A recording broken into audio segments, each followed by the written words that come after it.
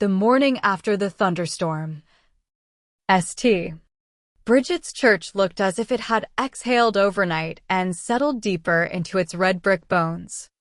Rain still clung to the azaleas. Beads of water towed along the iron gate that creaked when the wind felt nosy. And the statue of the Blessed Mother, white stone and soft-faced, stood at her usual post at the edge of the courtyard.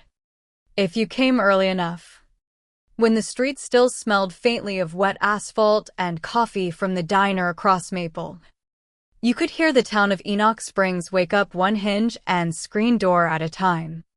On that morning, Evelyn Hart was earlier than early. She wasn't sure why she'd woken before dawn. Her late husband's pocket watch had stopped the week he died, and for 3 years she'd done her level best to stop with it, to move only as far as work and mass and back again required. But something restlessness, or maybe the leftover electricity of the storm, tugged her down the sidewalk with her umbrella, across puddles that held upside-down fragments of the sky. She was halfway through the gate when she saw it. A small rust-colored shape beneath the limestone folds of Mary's mantle. At first she thought it was a squirrel. Then it turned and trembled. And she saw the eyes gleaming and wet and too round for anything but a puppy's, and the thin little chest heaving. The pup's coat was slick and mud-matted, its ribs like the slats of a broken fan. It stood on its hind legs as if it had learned from watching people, wobbly and hopelessly earnest, and pressed its front paws together. Not play, not fear. Something else. It looked up at Mary's calm stone face, then at Evelyn, as if it had just remembered the second part of a prayer. The umbrella slipped in Evelyn's hand. "Oh, sweetheart," she said. And it surprised her that the endearment didn't tilt with pity so much as recognition. Like she'd found something she'd misplaced years ago. The puppy did not run. It blinked at her, then lowered its paws and took a step toward the alley behind the parish office. It paused, looked back, and Juanita's single note, so light you could miss it if you weren't listening. "Show me," Evelyn said before she could stop herself. She followed through the alley, past the dumpster where Father Tom often lost battles with raccoons, past the rainwater that funneled off the roof in a thin, constant stream. The storm had torn branches from the cottonwoods and arranged them like ribs along the fence. The pup hopped over them, glanced back between hops, and kept moving with a certainty that would have been comical if it hadn't been so solemn. Behind the gym of the Catholic school, where the asphalt sloped into a patch of scrub and a tangle of kudzu, the puppy stopped. It lifted its muzzle toward a cinderblock storage shed whose door hung open at a tired angle. Inside, in the stray gray light, a larger dog lay on her side. Evelyn crouched in the doorway. The smell of wet and iron was instant.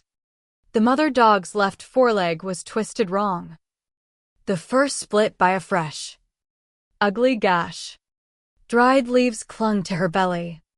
Every other breath shuddered with a sound that made Evelyn think of an old harmonica, wind crooked and pleading. "Oh, Mary," she whispered. She said it as a prayer and as a reflex, the way folks in town said "Lord help me" when the mower wouldn't start. The puppy's paws pittered beside her. He nudged his mother's neck and made a sound that belonged in a nursery, not a shed. The mother opened one eyebrow, unfathomably tired, still somehow focused, and rested it on Evelyn. It was not accusation. It was, impossibly, permission. "I'm here," Evelyn said. The umbrella was useless, a prop in a story that had changed scenes. "I'm here." She took off her raincoat, laid it over the dog's chest, and learned again how long a minute can be. She called the number she knew better than most in town, Rivera Animal Clinic. When the receptionist recognized her, she skipped the intake script and said, "We'll be ready.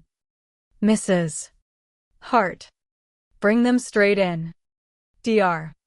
Matt Rivera had been in Enoch Springs long enough to see boys turn into fathers and dogs into memorials. He had cried kindly with Evelyn the year Anton died, when their old beagle had gone limp on the kitchen floor 2 months later, as if he had been keeping a vigil of his own. She carried the mother the way nurses who still remember their first day carry a newborn tight and tender, as if every jostle meant something, and the puppy trotted beside them, thumping his head against her knee as they went, as if to say, "You see? I told you." The clinic smelled like Clorox and anxious love. Dr. Rivera didn't waste time. He met her at the door, lifted the mother onto a table, and moved with the deft, murmuring focus of a man who knew he could not afford his own mistakes. "Compound fracture," he said softly. "And this gash is deep." The bleeding slowed, which is something. "She's dehydrated. Pup looks young. 6 or 7 weeks. He's holding up. Can you save her?" Evelyn asked. She heard the chime of her own voice and understood, distantly, that she was also asking the question beneath it, "Can you save me from this being one more thing I lose?" Dr.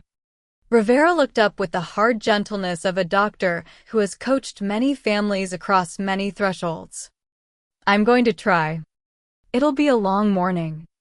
And it will not be cheap. I'll figure it out. Mrs. Hart. I mean it," she said. And what surprised her was not the swiftness of her promise, but the relief it delivered. She hadn't committed to anything in 3 years. It felt like stepping into sun after a long, windowless afternoon. He nodded. "Let me get her under." The puppy cried when they took his mother through the swinging door. Evelyn lifted him, and he curled against her as if they had practiced. He was warmer than he looked. His heart knocked fast, but steady against her palm.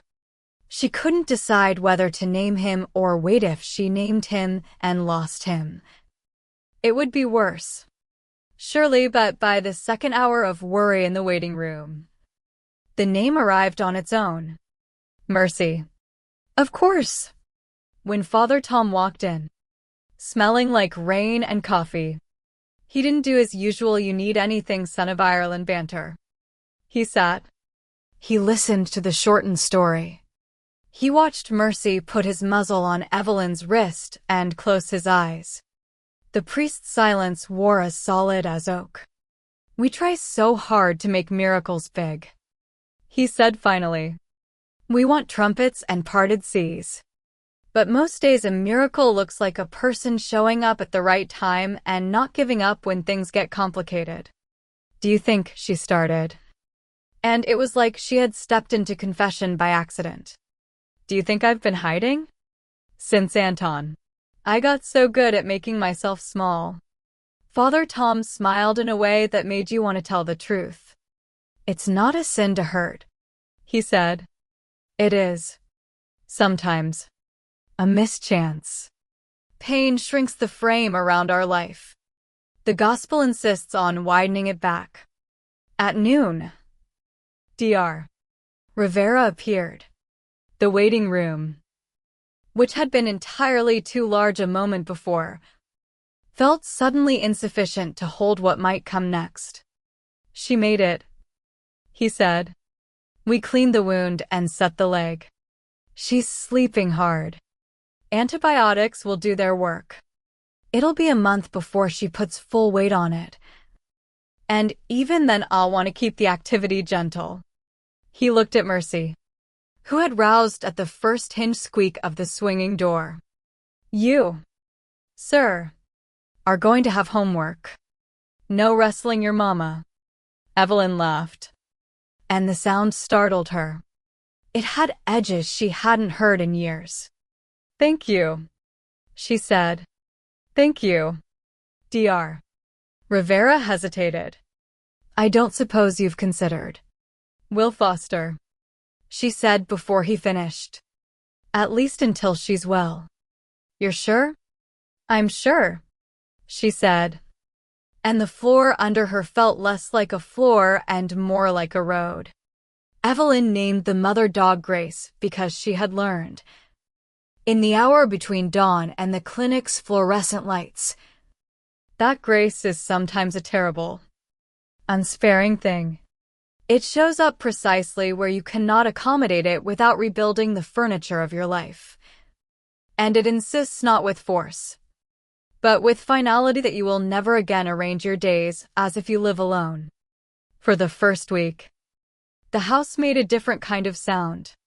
Not silence, the old silence had felt like a ceiling fan with its pull chain broken, spinning an air that never cooled but a new hush.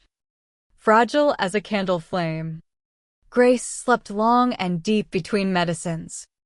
Mercy, in a paroxysm of puppyhood, tried to be both guard and court jester.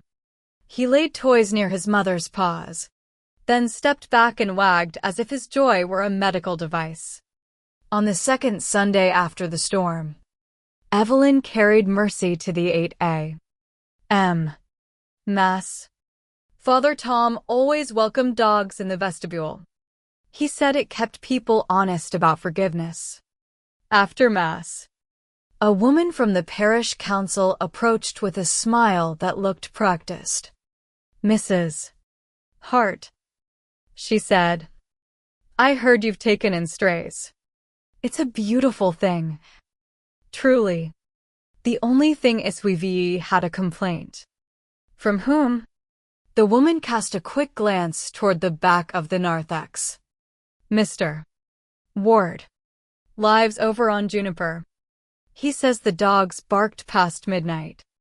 "They didn't," Evelyn said, polite and thin-lipped in the southern way. "They slept like stones." "I'm sure they did," the woman said quickly. "It's just that Mr. Ward helps with the school fundraiser and, well, he asked me to ask you to be mindful.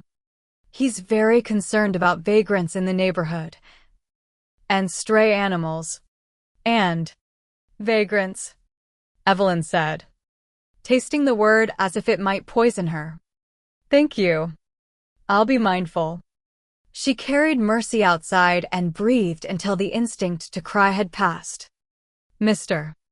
Ward, she knew, believed all suffering could be solved by private property and a sturdy fence. He parked his truck by the parish office and glared at anything that scuffed his worldview. He was the sort of man who thought mercy was a synonym for weakness. Evelyn walked Mercy across Maple to the diner. The blue plate special was hash and eggs.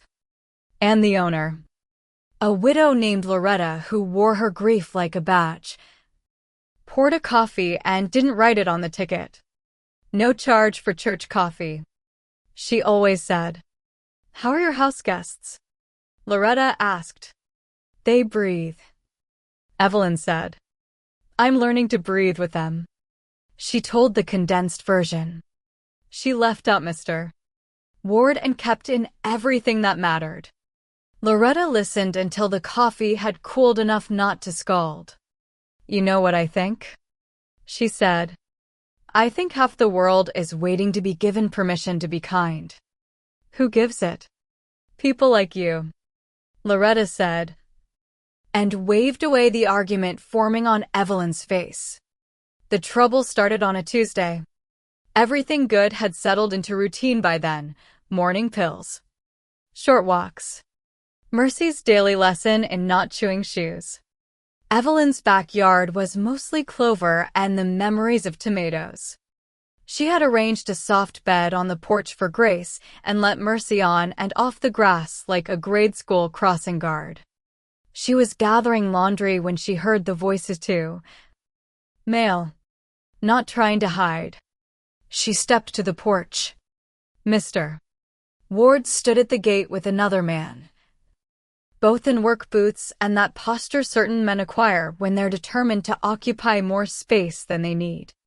Between them, clipped to a belt loop, was a device Evelyn recognized too late, an animal control catch pole. "Morning," she said. "Can I help you?" "We're here for the strays," Ward said. "Complaints from the neighborhood. Town ordinance says unlicensed animals. They're under veterinary care," she said. "We're fostering. The clinic knows. Father Tom knows. Father Tom don't run the county," Ward said. "And I got bit last year helping a friend with a stray. Not doing that again. Best to put the dangerous ones down." Grace lifted her head, confused by the voices, and Mercy placed himself between her and the men and made himself tall, which is to say not tall at all. He did not bark. Evelyn was absurdly proud. "They're not dangerous," she said. "And you're not coming in, ma'am," Ward said, his voice doing that thing some men's voices do when they want to remind you that you are small. "Don't make this hard." "It is hard," she said. And her voice did not shake. It was the voice that had negotiated with hospice nurses and told uncles to stop drinking and once, years ago, had told Anton that she would not move to Houston for his promotion even though the money would have been a bomb to every ledger they had ever balanced. "You will not enter my property. Sheriff's office can come with a warrant if they like." The other man shifted. "Caleb, maybe we—" Ward made a sound that could have been a laugh if he had been a different man. "See you around," he said. And they left. Not far. Just far enough to talk on their phones from the sidewalk. And Evelyn felt the old panic moving up her spine like a forgotten draft. She called Dr. Rivera. Then she called Father Tom. By supper, both had been to the house. The vet stapled paperwork on the porch column like a talisman. Foster status. Medical necessity. Vaccination schedule. And Father Tom showed up with a casserole and a folding chair, sat on the porch, and recited the rosary in a voice barely above a murmur. By morning, 3 parishioners had dropped off bags of kibble, and 1 retired lawyer had printed copies of the local code. Ward did not return that week. He did, however, go to the county commissioners' meeting and speak at the microphone about public safety and responsibility. A friend texted Evelyn a video. She watched enough to feel the heat behind her ears. She closed the phone and went to the porch and put her hand on Grace's muzzle. "We're not going to fight the way he fights," she told the dog. "We're going to outlast him." Outlasting turned out to be an art. It meant appointments and patience. It meant loving discipline for a puppy with an imagination bigger than the backyard. And it meant allowing people to help when her instinct was to say, "I'm fine. Thanks." It meant discovering in herself a seam of courage she had not needed when life was neat. It helped that good things kept happening at inconvenient times. One afternoon, the 8th graders from St. Bridget's needed a service project, and Father Tom sent them with rakes and paint. They tidied the porch, mowed the clover, and wrote a silly card, "Dear Mrs. Hart, your dogs are awesome. Also you're awesome." A 2nd grade catechist organized a blessing of the animals in the courtyard, and Grace and Mercy arrived to the wonder of kids who could not imagine a world where an adult would need permission to love something this obvious. The momentum changed the day of the Thunderheads. The first growls of the storm wandered over the hills before noon, and by 4 the sky over Enoch Springs had the bruise-color families in the south recognized by nerves alone. Lightning snapped above the sycamores. The air smelled like a match had just been struck to last year's rain. Grace, still awkward on the mended leg, pushed herself up and paced the porch with a panic that sliced cleanly through the long, restored calm. Mercy ran to the sliding door and pawed it, then to the living room and back to the door, a metronome of distress. "It's okay," Evelyn said, and heard the old lie in it. So many of the worst days of her life had begun with that sentence. She knelt in the doorway and pressed her forehead to Grace's. The dog's breathing was ragged wood. The power went out. The sudden quiet was indecent. Thunder rolled. Somewhere, a tree gave. The house made a sound like a breath held too long. If Anton had been there, he would have lit the candles and played cards by their patient yoke of light. He would have told a corny story about lightning and St. Elmo and let Evelyn beat him at gin rummy. Instead, she found the box of tapers herself, struck the match, and watched the hallway soften. She began the Hail Mary without deciding to, and by the third candle she was saying it out loud. A metronome against panic. Mercy stopped pacing. He sat beside her knee. When the thunder cracked so close it felt like the porch had split, he leaned into her. Grace, as if recognizing the long note of something older than fear, lowered herself and put her head on Evelyn's lap. The storm did not listen to prayers. Of course, not literally. But prayer did what it has always done. It rearranged the person praying, widened her frame, reminded her she was not building a life alone with her ribs. When the power returned an hour later, Evelyn laughed again and let it sound like the start of something rather than a brittle defense against the end of it.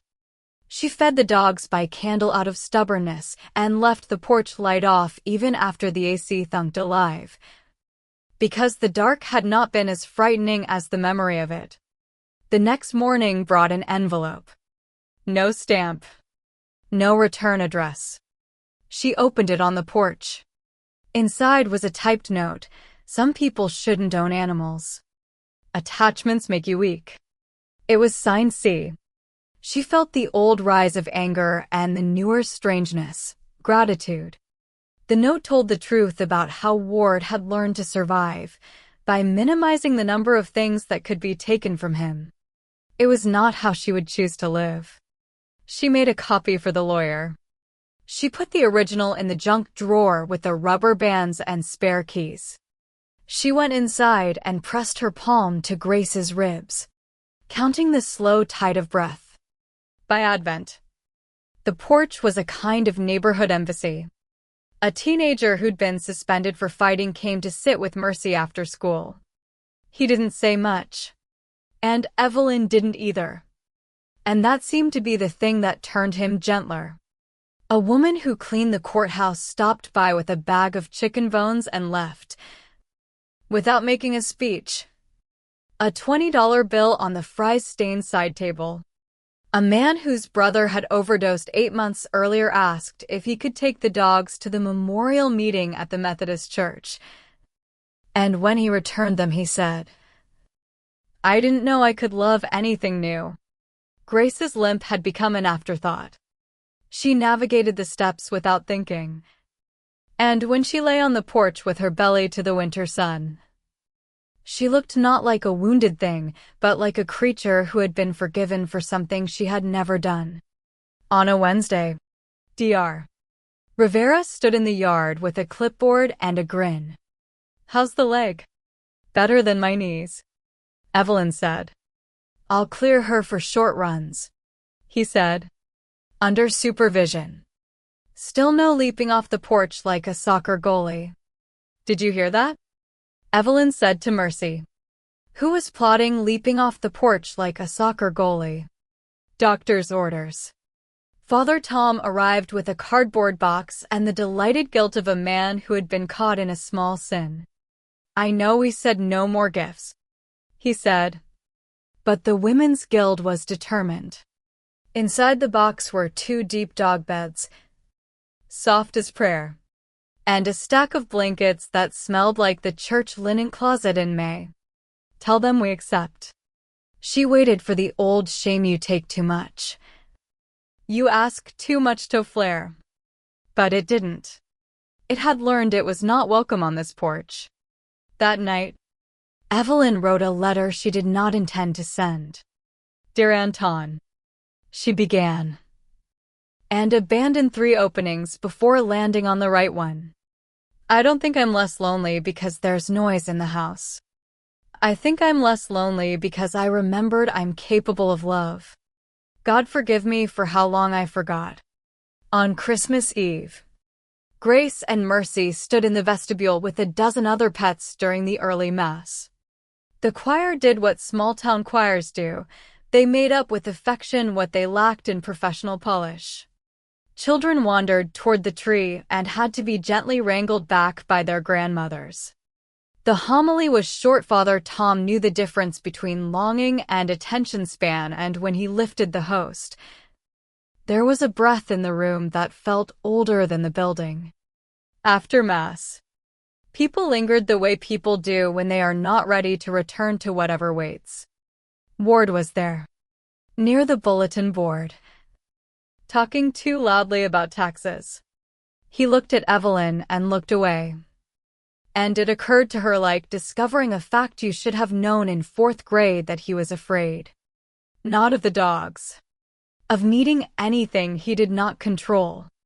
Peace be with you, she said when they passed. It was a greeting and not a performance. It was also a boundary. When he muttered something sour about bleeding hearts, she let it slide off the night like the last thin tail of rain. The spring fundraiser for the parish school came stubborn and bright, as if the town had voted for it.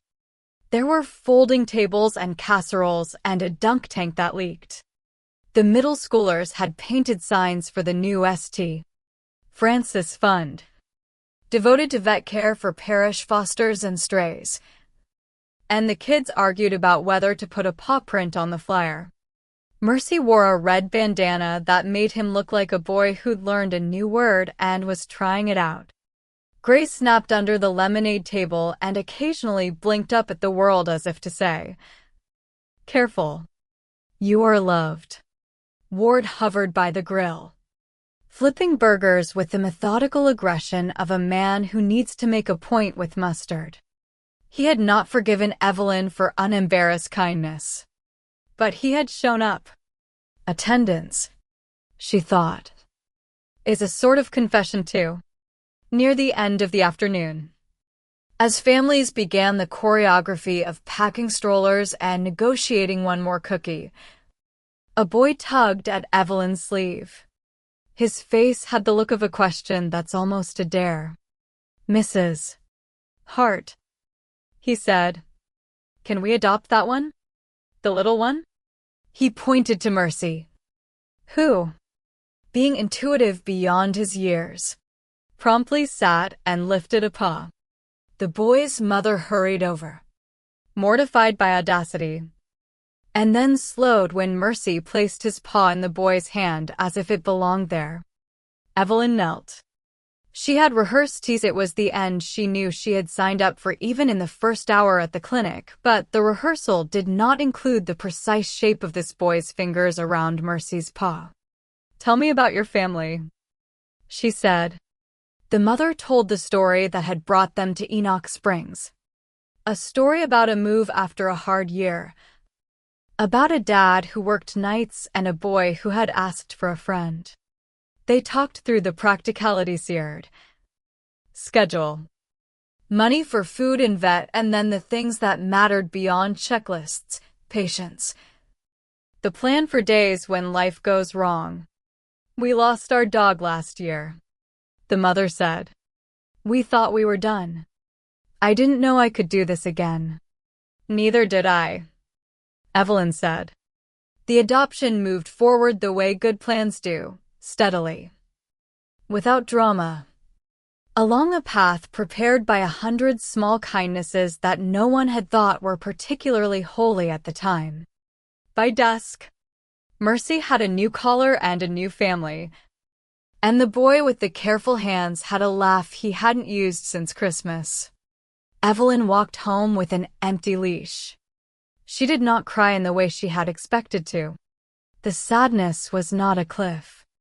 It was a field that she could walk across without losing herself. On the porch, Grace lay with her chin on the boards, considering the evening. Evelyn sat beside her. "We did the right thing," she said. Grace thumped her tail once, which is the canine equivalent of amen. The house was softer without the racket of puppyhood. But it was not empty. It was, in a way that only made sense if you had lived through years of wanting nothing to change. Full of room. A week later, Mercy visited. The boy had written a note that said, in second-grade letters, "Thank you for my dog." He added a picture of a brown blur with legs and a curly tail. The visit was all skittering joy and brief reunions. And when they left, the boy paused at the gate. "Mrs. Hart," he said with the grave earnestness of a judge. "If people are mean to dogs, is that violence?" "It is," she said. "Not the only kind, but a kind. What do we do about it?" "We build something kinder," she said. "And we protect what's fragile." He nodded, as if she had confirmed a suspicion he'd had since Tuesday. That night, on the porch, with Grace breathing like a tide and the town's ordinary music practicing its self-tires on asphalt, a screen door clicking shut, someone's radio playing a hymn one street over, Evelyn wrote a different letter she did intend to send. She wrote to the parish bulletin. She wrote to the school newsletter. She wrote for the first time in 3 years with a voice that felt like it came from the center of her to anyone who had ever hesitated to do something small because it seemed insufficient against the sum of the world's harm. She told the story the way it had happened. The rain. The prayer puppy beneath Mary's mantle. The shed. The good doctor. The storm. The note. The fund. The boy. She did not try to make it grand. She let it be exactly what it had been, a series of ordinary decisions by ordinary people who refused to let indifference be the law of their neighborhood. She ended the piece the way you end a prayer you hope someone else will pick up mid-sentence and carry farther than you can. If you've seen something cruel this week toward an animal, toward a neighbor, toward anyone without power, don't tell yourself kindness is too small to matter. I promise you it isn't. It's the only thing I have seen that builds anything worth living inside.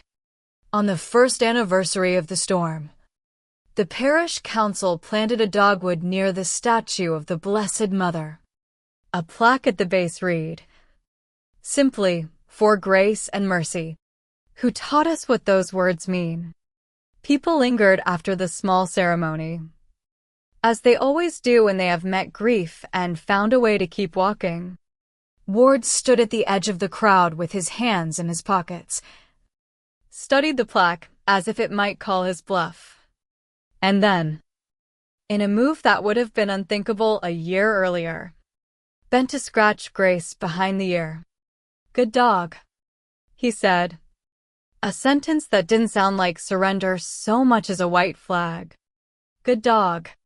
Grace accepted the compliment as if it were the most natural thing in the world. Evelyn nodded. You do not win people like Ward by beating them. You win them, if you win them at all, by presenting them with a reality too clear to argue with, that mercy does not make you weak. It makes you someone other people can live near without fear. That evening, the sky over Enoch Springs held itself open a few minutes longer than usual, and the air smelled like something had been unclenched. Evelyn sat on the porch and listened to the sound the town made when it had been reminded, recently and convincingly, that the world is not an accident and people are not left alone. She closed her eyes and said a prayer that was not elaborate. "Thank you. Teach me to keep saying yes." When she opened them, Grace had shifted closer without any fuss at all, and the porch light caught the edges of the dog's fur in a way that made it look like a halo, which is what happens sometimes when you love something more than you expected to. And that would be the story. Complete and sufficient. Except that stories like this don't end with a plaque or an evening sky. They end whenever someone reads them and decides to risk the thing that will make their life larger. If you've read this far, you're in the story now. Tell me what you think about cruelty that hides behind rules, about the violence we normalize because it is quiet, about the ways injustice walks our streets without looking like a headline. Tell me whether mercy is naive or necessary, whether you've seen it change anything, whether you're willing to choose it anyway. Add your voice below. Take a stand. Tell us where you draw the line and why. Because in a town like ours, in a country like ours, in a world that keeps insisting there isn't enough, the only way this kind of miracle continues is if we argue for it out loud and then live as if we meant what we said.